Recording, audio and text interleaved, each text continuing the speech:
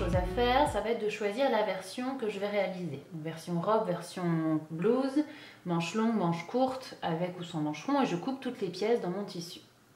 Je pense bien à marquer le milieu des pièces coupées au pli, comme celle-ci par exemple, d'un cran. Donc un cran, c'est ça, c'est une fente de 2-3 mm, pas plus, dans la marge de couture, et c'est un repère pour le montage. Donc ça me sera utile au moment d'assembler les pièces. Puis sur le dos et le devant, au niveau du V, je thermocolle un droit fil. Alors un droit fil, ça peut être soit une bande que j'achète en mercerie, donc une bande de droit fil a la propriété d'être coupée dans le droit fil, donc non extensible. Donc ça peut être soit ça, soit encore ça, avec une ligne de piqûre. Celle-ci est légèrement plus souple, mais ça reste quand même non extensible. Je peux tout à fait couper une bande d'environ 1 cm à 1,5 cm de large dans le droit fil de mon thermocollant, si je n'ai pas de bande toute faite. Ensuite, je la thermocolle sur l'envers de mon tissu, à cheval sur la future couture qui sera ici à 1 cm du bord. Donc je réalise ça sur le bas, donc le V du dos, et également le V du devant. Ensuite, sur ces deux mêmes pièces, ainsi que sur le bas dos et le bas devant, je viens marquer ici, je l'ai noté en bleu, l'emplacement de mes futures lignes de couture, donc à 1 cm du bord. L'idée étant de trouver ce point de jonction qui me sera bien utile au moment du montage. Alors pour tracer ça, je me suis servi de ma règle japonaise, essentielle en couture, surtout en patronage, mais en couture c'est pratique aussi. Et ici d'un friction pen qui a la propriété de s'effacer avec la chaleur. Donc c'est très pratique, je suis sûre que ça ne se verra pas. Sinon je peux tout à fait utiliser une craie de tailleur. Donc je l'ai noté ici et sur mes deux autres morceaux, donc bas dos et bas devant, je vous montre. Voilà, de la même façon, j'ai tracé 1 cm et j'ai trouvé mon point de jonction. Voilà, maintenant on va passer au montage. Juste avant de commencer le premier assemblage, je prends mon bas dos et mon bas devant et au niveau du V, je viens piquer 2 fils de fronce de chaque côté. Donc 2 fils de fronce parallèles de ce côté-là du V, je m'arrête sur le point de jonction et 2 fils de fronce parallèles de l'autre côté. Donc le premier est environ à 8 mm du bord puisque ma couture se situera à 1 cm et le deuxième à 5 mm du bord. Donc un fil de fronce, c'est réalisé avec un point long, une tension du fil nulle ou quasiment, ce qui me permettra en tirant sur les 2 fils de canette là du dessous, eh bien, de froncer. Pour le moment je ne fronce pas, je vais commencer par l'épingler. Donc ça c'est le bas dos, je vais l'épingler endroit contre endroit sur le dos. Pour l'épingler sur le dos, je vais commencer par la partie gauche, je ferai la partie droite dans un deuxième temps. Donc je commence par faire correspondre l'extrémité. Donc là j'ai des angles droits. Je positionne une première épingle. Puis ici au milieu, donc toujours sans froncer pour le moment, je vais, donc je les mets parallèles, je vais superposer mes deux points de jonction. Donc à l'aide d'une épingle, je le plante dans le point de jonction du bas dos et derrière je dois arriver pile dans le point de jonction de mon dos. Voilà. Et là je peux positionner l'épingle pour le moment du moins vraiment sur ma prochaine ligne de couture. Une fois que j'ai fait correspondre les extrémités, je vais pouvoir prendre mes deux fils de la canette, donc ceux-là, pour venir froncer. Donc là je répartis pour le moment assez grossièrement. L'idée c'est de faire correspondre ces deux longueurs pour pouvoir les assembler.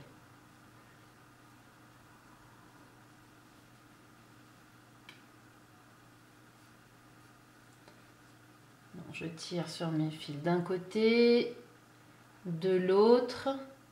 Et ensuite, je vais épingler et répartir ces fronces plus proprement. Donc voilà, j'ai froncé, j'ai deux longueurs qui correspondent quasiment. Je commence par mettre une première épingle environ au milieu. Et puis là, tout le long, je vais pouvoir positionner pas mal d'épingles.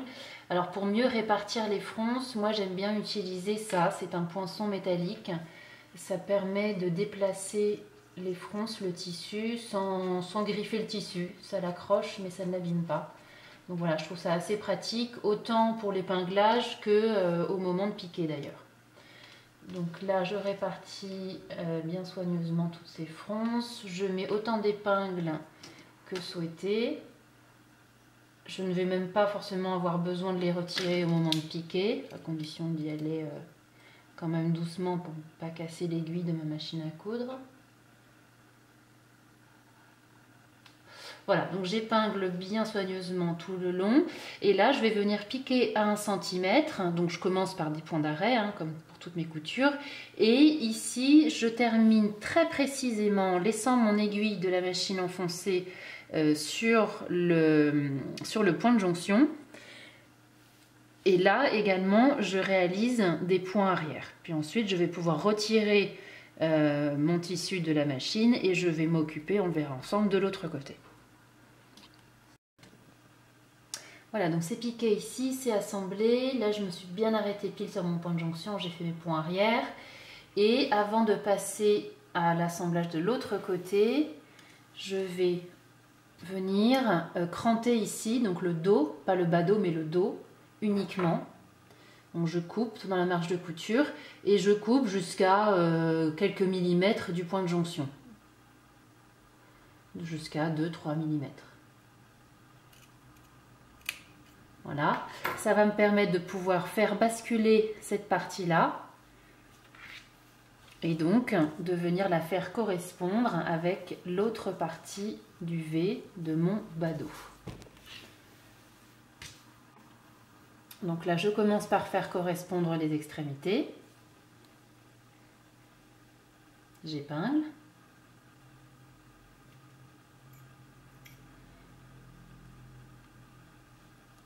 Ici, au milieu, bien c'est fixé, l'extrémité correspond, enfin le point de jonction correspond puisque je l'ai fixé avec une couture.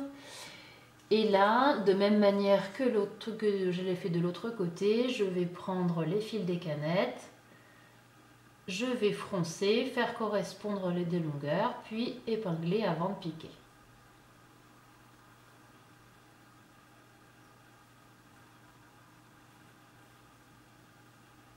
Donc voilà, j'ai fait un bon épinglage, j'ai terminé, j'ai réparti mes fronces et je vais pouvoir maintenant piquer. Alors je vais commencer par le point de jonction. Donc là, je plante mon aiguille de la machine à coudre pile poil dans le point de jonction. Je fais quelques points arrière pour solidifier cette couture et puis je pique tout le long pour assembler. Puis après avoir terminé l'assemblage du dos avec le bas dos et du devant avec le bas devant, je suis venue plaquer au fer la marge de couture vers le haut et là je l'ai terminé proprement. Donc moi j'ai une surjeteuse, donc j'ai surjeté avec 3 fils. Si je n'ai pas de surjeteuse, je peux recouper les effilochures puis faire un point zigzag sur le bord avec ma machine à coudre classique. Voilà, et de l'autre côté, donc c'est parfaitement nickel. Et grâce à mon crantage, le V, la pointe du V se dessine bien. Donc maintenant, je vais passer à l'assemblage des épaules, du dos et du devant avec la technique de la couture anglaise. Alors la technique de la couture anglaise, ça consiste à faire une couture en 2 temps pour n'avoir au final aucune couture apparente, que ce soit sur l'endroit ou sur l'envers du vêtement. Alors première étape, je positionne mes 2 pièces à assembler envers contre envers. Donc là, il s'agit des épaules, envers contre envers, je fais correspondre les extrémités. Je positionne des épingles perpendiculaires à ma future couture, comme toujours. Pour faire ma première piqûre de cette première étape de couture anglaise, j'ai 2 solutions. Soit je pique avec ma machine à coudre classique à 5 mm du bord, puis je viens recouper au ciseau les effilochures. Soit je fais ces 2 étapes-là en une seule fois grâce à ma surjeteuse 3 fils qui me donne directement un point de 0,5 et qui en même temps recoupe mes effilochures. C'est ce que j'ai fait ici. Ensuite, je suis venue écraser au fer cette marge de couture d'un côté ou de l'autre, peu importe. Et maintenant, je vais replier le long de cette couture, donc endroit contre endroit, en positionnant eh bien, la ligne de couture sur le bord, ici, et là je viens positionner quelques épingles. Et maintenant je vais pouvoir piquer, donc là de toute façon avec ma piqueuse plate, à 8 mm de façon à renfermer la marge de couture précédemment faite. Alors voilà ce que ça donne une fois terminé. J'ai ce petit bourrelet qui vient renfermer la première marge de couture et tous mes petits fils. Donc sur l'intérieur du vêtement, c'est parfaitement nickel. Puis ensuite au fer, je viens l'écraser et la plaquer d'un côté ou de l'autre. Là en l'occurrence il s'agit de l'épaule, donc je la plaque toujours vers le dos du vêtement. Maintenant je vais venir terminer l'encolure avec la technique du biais simplifié. Alors la première chose, j'ai préparé là ici mon biais. Donc pour savoir comment faire, vous pouvez vous référer à la petite vidéo dans la rubrique astuces du site internet. Donc j'ai préparé mon biais. Ici ce sont des bandes de 3,2 cm de large. Sans les tirer, je l'ai coupé à la longueur voulue. Donc il faut se référer à la notice de montage.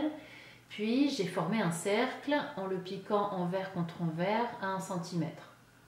Ensuite, j'ai ouvert cette couture au fer et puis dans sa largeur, j'ai plié le biais envers contre envers. J'ai marqué le pli au fer sur tout le tour. Et maintenant, dernière chose, je vais le plier en deux pour me marquer un petit repère, faire un cran sur le milieu de ce cercle. Donc, un cran, c'est une petite fente dans la marge de couture qui me servira comme repère au moment du montage.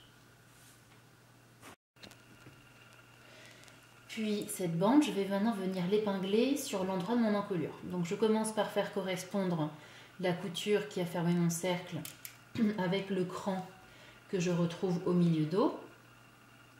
Cette pièce ayant été coupée au pli, j'avais marqué son milieu d'un cran. Et sur le devant, donc en le positionnant bien à plat, et bien de la même façon, je fais correspondre mes deux crans.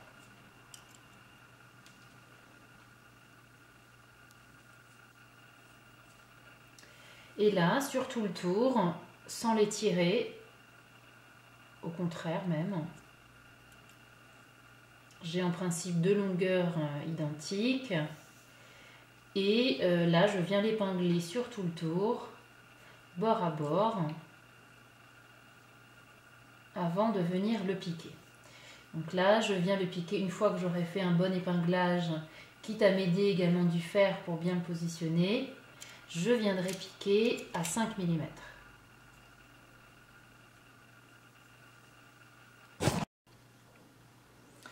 Puis une fois que mon biais est piqué à 5 mm sur tout le tour, là je viens recouper les effilochures.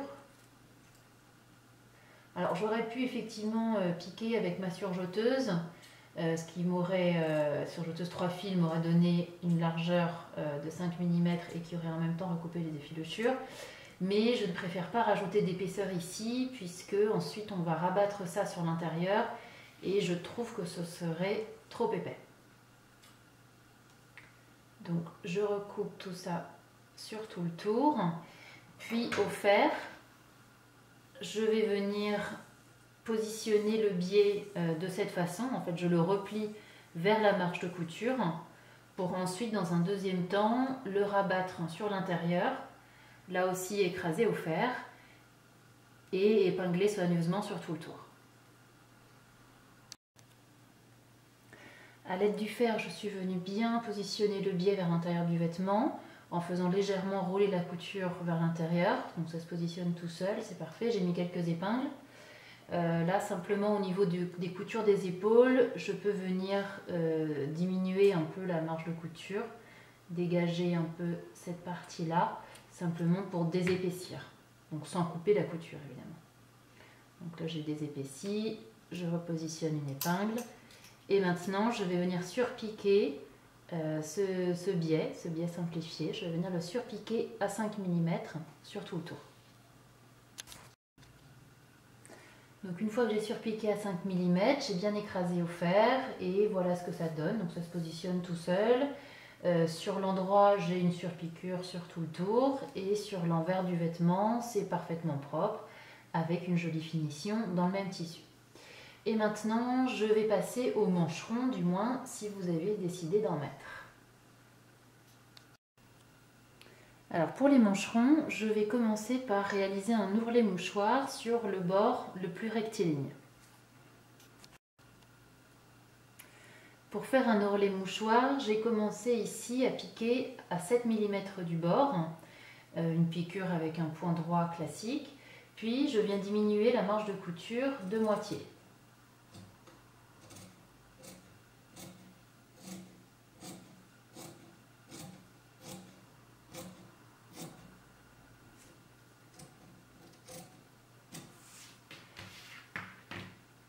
Ensuite, je viens faire rouler sous mes doigts. Donc là, on voit le premier petit rouloté qui se crée. J'humidifie un peu mes doigts et je roulotte vers l'intérieur.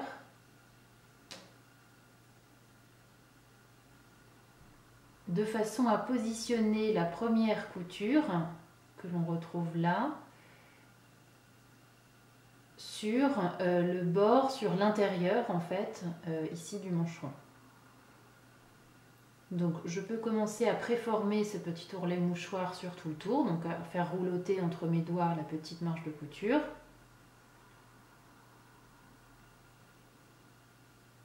Puis je vais venir la piquer, tout en continuant à faire rouloter cette marge de couture pour bien la positionner. Et donc pour plaquer la partie qui s'effilocherait, la plaquer vers l'intérieur dans ce rouloté. Je roulotte. Je retrouve ma ligne de piqûre ici, plaquée vers l'intérieur. Et là, je pique au milieu pour avoir cet ourlet mouchoir. Donc un ourlet mouchoir, c'est un tout petit ourlet de 2-3 mm. Voilà, donc c'est piqué sur tout le long à 2-3 mm du bord. Donc maintenant, mon ourlet mouchoir est terminé. Ensuite, sur la ligne opposée du mancheron, je suis venue piquer ici 2 fils de fronce parallèles dans la marge de couture. Donc le premier à environ 8 mm du bord, l'autre à environ 4. Puis j'ai commencé à froncer. Ensuite, je vais venir l'épingler sur mon emmanchure, sur l'endroit. Il n'y a pas de différence entre le mancheron droit et le mancheron gauche. Et je commence par positionner le cran du milieu de ce mancheron, puisque c'est une pièce qui avait été coupée au pli. Le cran correspond avec la couture de l'épaule. Là, je mets une première épingle. Et ensuite, de part et d'autre, je positionne le bout du mancheron au niveau du cran situé sur l'emmanchure. Et là, j'épingle bord à bord. Donc, je ne me préoccupe pas vraiment pour le moment des fronces. Je cherche d'abord à positionner les extrémités et le milieu. Et ensuite, je tirerai plus ou moins sur mes fils de fronce pour faire correspondre les deux longueurs.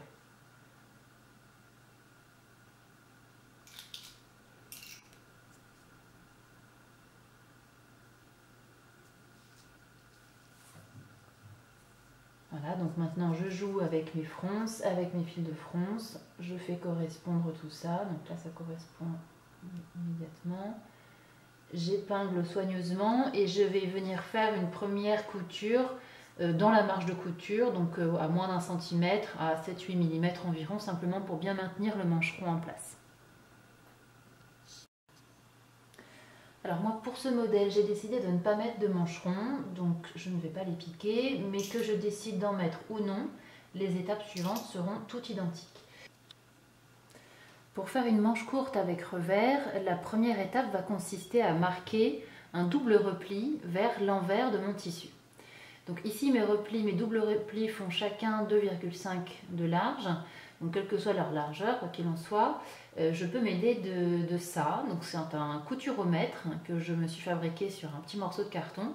Donc j'ai noté mes graduations tous les 0,5 et c'est très pratique parce qu'à la différence de ma règle japonaise en plastique, je peux repasser dessus. Donc là, ça me permet de pouvoir mesurer la largeur de mon ourlet. Donc là, je le fixe sur 2,5, je repasse. Et petit à petit, je peux déplacer mon couturomètre. Donc j'ai marqué un premier repli au fer et puis un deuxième, toujours vers l'envers du tissu. Maintenant, je déplie ça, je me servirai de ces marquages par la suite et pour le moment, je vais commencer par fermer ma manche avec la technique de la couture anglaise ici. Donc je positionne envers contre envers. Je mets quelques épingles, au moins aux extrémités.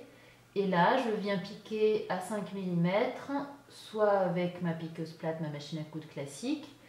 Puis, dans ce cas, je viendrai recouper au ciseau les effilochures éventuelles. Soit je pique directement avec ma surjeteuse 3 fils pour à la fois piquer à 0,5 et couper les effilochures en une seule fois. Alors une fois que j'ai terminé de fermer ma manche avec la technique de la couture anglaise, j'ai donc rabattu au fer la marge de couture vers le devant de la manche. Donc le devant, je le repère toujours au moyen des crans, c'est là où j'en ai deux. Ensuite, je retrouve le marquage fait précédemment et je plie tout le tour de la manche à nouveau sur ce marquage-là, une première fois.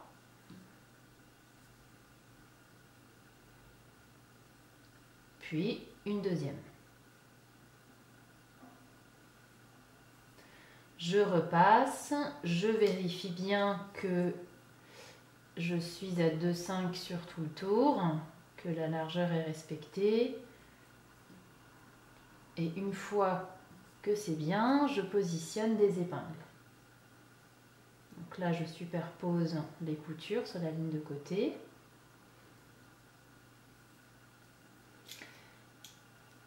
Et de la même façon, sur tout le tour, j'épingle soigneusement. Ensuite, une fois que c'est terminé, je viendrai piquer ici à 5 mm du bord pour prendre toutes les épaisseurs ensemble. Donc je pique sur tout le tour à 5 mm. C'est ce que j'ai déjà fait sur l'autre manche. Donc là, ma piqûre est là. Maintenant, je peux déplier cet ourlet.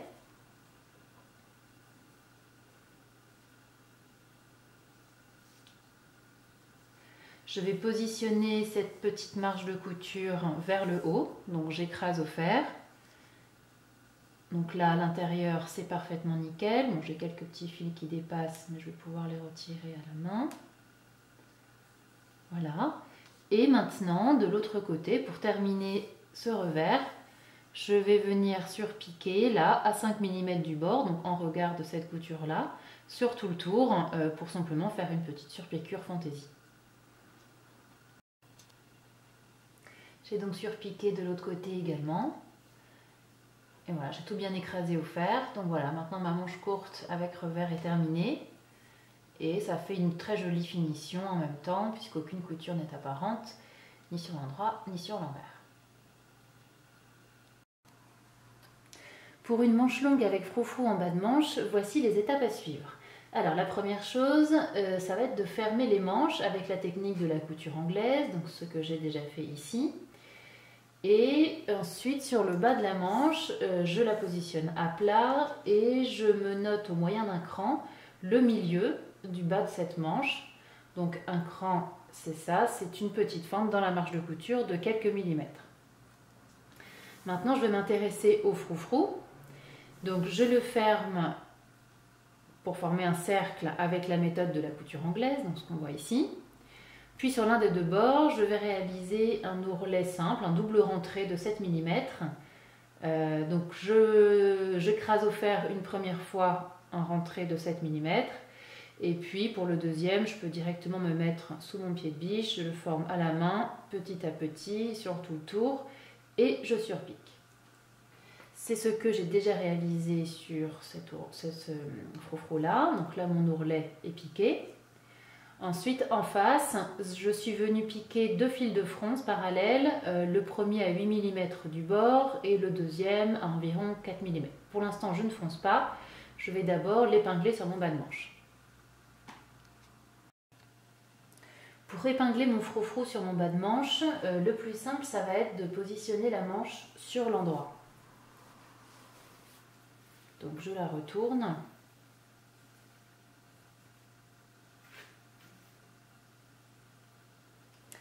Et par-dessus, je viens positionner le froufrou endroit contre endroit et je commence par faire correspondre bien ce qui doit correspondre, à savoir les deux coutures anglaises superposées, celle de la manche et celle du froufrou. Et en face, le cran du milieu, donc milieu du froufrou, puisque cette pièce était coupée au pli, et milieu de la manche que je viens de me noter. Entre ces deux repères, eh bien, je vais pouvoir froncer en tirant sur les fils de la canette. Je vais pouvoir froncer mon froufrou et faire correspondre les deux longueurs.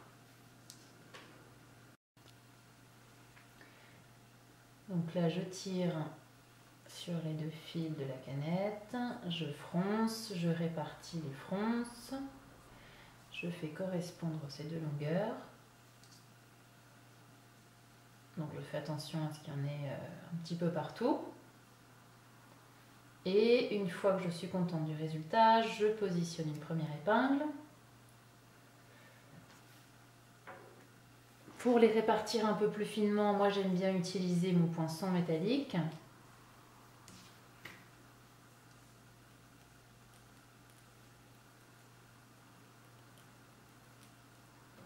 Et là, je peux positionner autant d'épingles que souhaité. Je ne vais pas forcément avoir besoin de les retirer au moment de piquer. Je vais quand même faire attention à ne pas casser mon aiguille dessus, mais ça ne va pas gêner à la couture. Voilà, maintenant pour piquer, le plus simple, ça va être de repositionner la manche sur l'envers. Je fais attention à ne pas me piquer.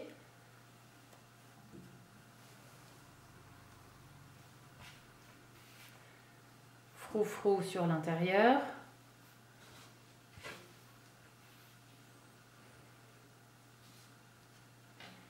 Et je vais pouvoir venir me positionner mon pied de biche de ma machine à coudre ici pour piquer sur tout le tour à 6 mm pour assembler le froufrou à la manche. Ensuite, une fois que mon froufrou est piqué, je suis venue donc retirer les épingles, j'ai recoupé les effilochures et là je vais à nouveau remettre ma manche sur l'endroit.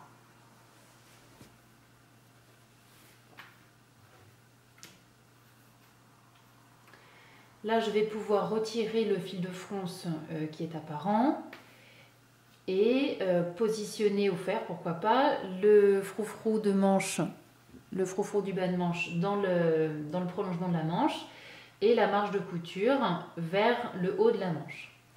Ensuite, je vais replier ma manche par-dessus la marge de couture qui est à l'intérieur, donc je vais l'enfermer, cette marge de couture. Et ensuite, ce petit bourrelet, je vais pouvoir venir le piquer. Je vais le piquer, donc là j'ai à peu près, j'ai la même largeur que la marge de couture, donc j'ai 6 mm. Et je vais piquer ici dans le sillon de la couture d'assemblage de mon froufrou avec mon bas de manche. Voilà, j'ai terminé de piquer, donc j'ai bien enfermé toute ma marge de couture dans ce petit bourrelet en bas de manche, ce qui fait qu'à l'intérieur c'est parfaitement nickel, on ne voit plus aucun fil. Et maintenant je vais remettre ma manche sur l'endroit.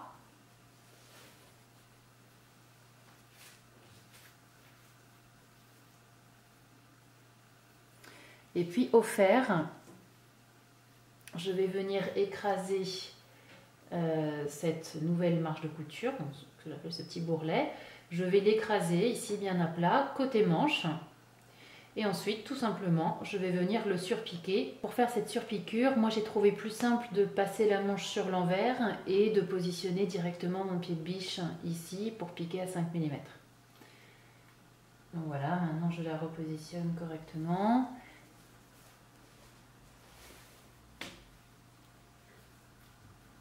Voilà donc ce que ça donne. C'est une finition de bas de manche très très propre et en même temps fantaisie et super féminine.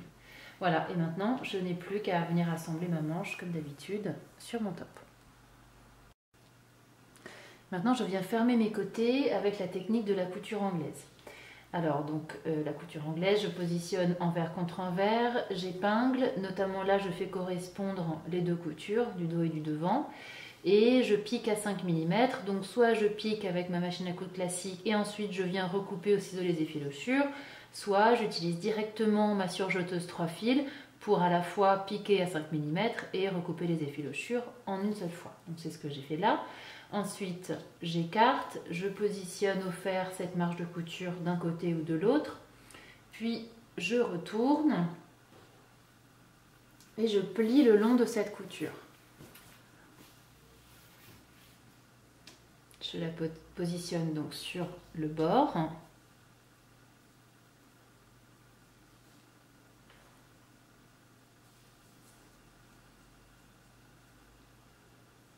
De cette façon. Je peux éventuellement positionner quelques épingles et ensuite je viens piquer tout le long à 8 mm de façon à renfermer la marge de couture précédemment faite. Donc c'est ce que j'ai déjà réalisé de l'autre côté. Ici, ma couture anglaise est terminée. Donc l'intérieur est parfaitement propre.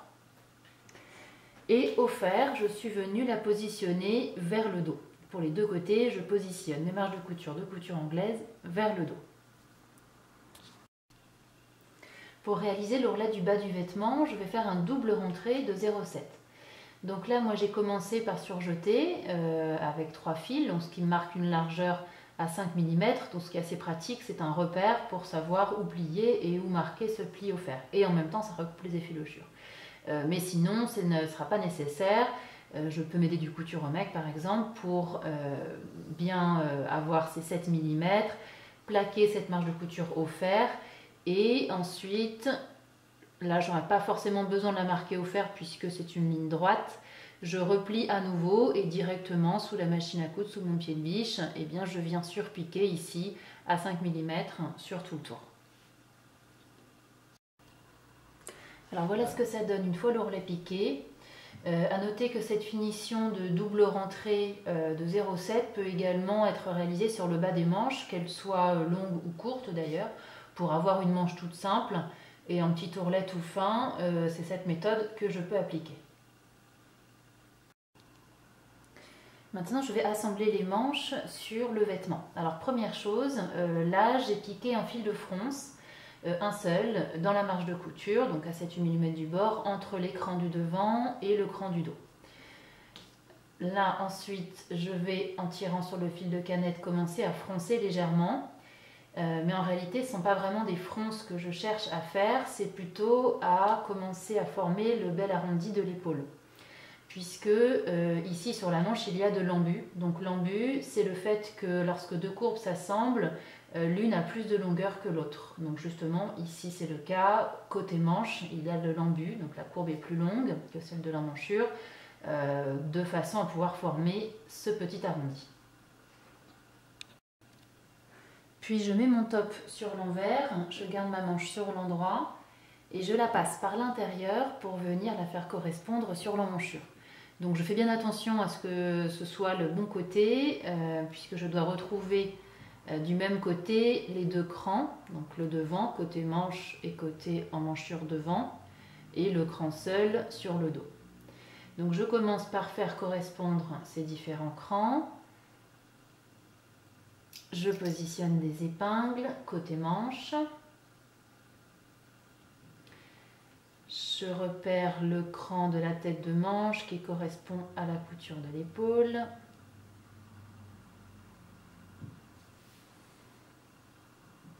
Les deux crans du devant.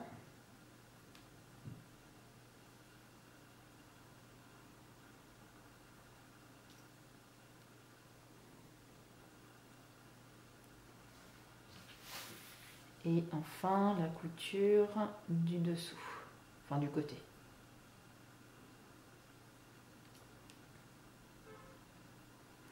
Voilà, une fois que c'est épinglé, je viens jouer avec mon fil de fronce de la tête de manche pour faire correspondre mes longueurs.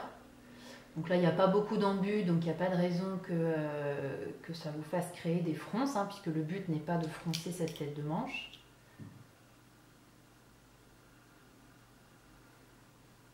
Voilà. Et de l'autre côté, idem. Donc là, voilà, sur tout le tour, hein, je positionne autant d'épingles que souhaité. Et ensuite, je viens piquer pour assembler cette manche à la manchure. Je pique à 1 cm. Donc voilà, maintenant, une fois que ma manche est assemblée, je suis venue terminer proprement cette couture. Donc là, j'ai 3 solutions. Donc la première, l'idéal, c'est d'avoir une surjeteuse et de surjeter cette couture puisque ça va finir bien proprement. La deuxième option, ce serait de recouper les effilochures à la main et de venir faire un point zigzag avec ma machine à coudre classique. Ou bien la troisième, ce serait de venir positionner un biais fin uniquement par-dessus cette marge de couture. Et voilà, maintenant ce modèle est terminé. Donc que ce soit pour la version robe ou pour la version blouse, toutes les étapes de montage seront identiques. Donc maintenant, à vous de jouer et bonne couture!